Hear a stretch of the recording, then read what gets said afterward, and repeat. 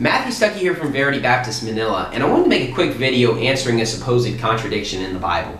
Now, oftentimes skeptics and people that mock the Bible will talk about the story of Paul on the road to Damascus when he was Saul, and they'll say, well, these are different accounts, different stories. And the big argument they try to use here is in Acts 9:7 and Acts 22:9. Because in Acts 9:7, what it says is this: "And the men which journeyed with him," talking about the people that journeyed with Saul, "stood speechless, hearing a voice, but seeing no man." So in Acts 9:7 it says they heard a voice, but they saw no man. Well, in Acts 22 verse 9, what the Bible reads is this: "And they that were with me saw indeed the light and were afraid, but they heard not the voice of him that spake to me."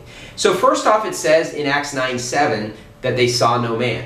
And in Acts 22:9, it says they saw the light. So that's not a contradiction, because neither one does it say that they saw a man. It just says they saw light in Acts 22.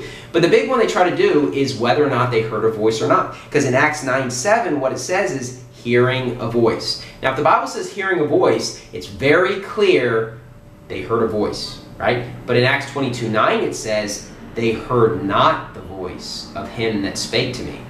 Now, how do we answer this? Because in Acts 9 it says they didn't hear a voice, and in Acts 22 it says they heard not the voice of him that spake to me. Well, look, Saul was having a dialogue, and so there was two people speaking.